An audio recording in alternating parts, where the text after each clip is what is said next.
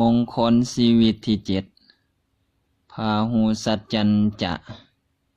การตั้งใจฟังพาหูสัจจะ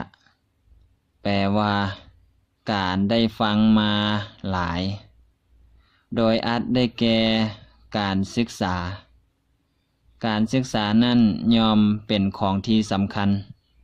เพราะเป็นเหตุส่งเสริมบุคคลให้มีความรู้ความสามารถยิ่งขึ้นคนเฮาแม้นว่าจะมีไหวพริบปฏิภาณแต่กำเนิดมาเพียงเท่าใดก็ดีแต่ถ้าหากว่าขาดการศึกษาไหวพริบปฏิภาณอันมีอยู่ก็จะเป็นมันบ่เฮ็ดประโยชน์ให้ก่อเกิดได้เพราะฉะนั้นการศึกษาจึงเป็นของที่นิยมของคนทั่วไปบุคคลที่ปรากฏว่าเป็นผู้มีสติปัญญาเฉลียวฉลาดหลักแหลมบ่ว่าจะเป็นสมัยใดๆก็ตามล้วนต้องเป็นผู้อยู่ในวงแห่งการศึกษานั้น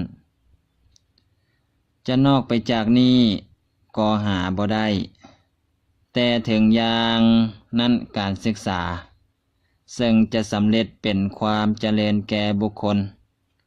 ก็ยังต้องอาศัยบุคคลรู้จักใช้ให้สำเร็จประโยชน์และปฏิบัติตนสมควรแก่ความรู้พระพุทธภาษิตที่มีอยู่ได้กล่าวแต่ในใจความว่าบุคคลในโลกมีอยู่4 จำพวกที่1ศึกษาน้อยทั้งบ่ยังทราบเหตุผลเป็นผู้ปฏิบัติบ่สมควรพวกที่2ศึกษามาน้อย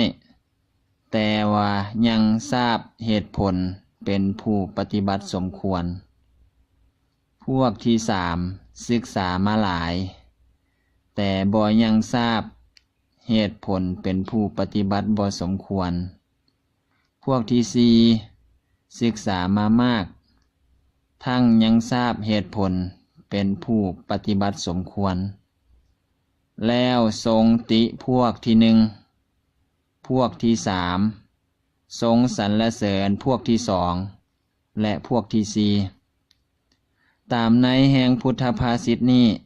เป็นอันสำเร็จสันนิษฐานได้ว่าบุคคลแม้นว่าจะประกอบด้วยการศึกษาแต่บ่ได้รู้จักใช้ความรู้ให้สำเร็จประโยชน์และปฏิบัติตนบ่สมควรความศึกษาก่อให้ผลต่อรู้จักใช้และปฏิบัติตนดีจึงจะสามารถส่งเสริมบุคคลให้ยิ่งขึ้นไปพาหูสัจจะที่จัดเป็นมงคลนั้นก็เพราะเป็นเหตุแห่งความสรรเสริญและเป็นเหตุให้ละความความโง่ก้าวขึ้นสู่ความฉลาดด้วยเหตุดังกล่าวแล้วนั้นองค์สมเด็จพระสัมมาสัมพุทธเจ้าจึงได้ตรัสว่าดูก่อนภิกษุทั้งหลายอริยสาวกที่เป็นผู้สดับย่อมละอกุศลบำเพ็ญกุศลละกรรมอันมีโทษบำเพ็ญกรรมอันปราศจากโทษย่อมบริหารตนให้บริสุทธิ์เมื่อบุคคลผู้เจริญด้วยการศึกษาถือการปฏิบัติอบรมตนให้เป็นคนดีในไตรภพกระทั่งเป็นคนบริสุทธิ์หลุดพ้นจากกองทุกข์ทั้งปวงแล้วสมเด็จพระผู้มีพระภาคเจ้า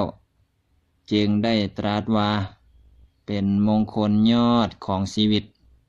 เพราะเป็นเหตุให้บุคคลนั้นเจริญด้วยมนุษย์สมบัติสวรรค์สมบัติ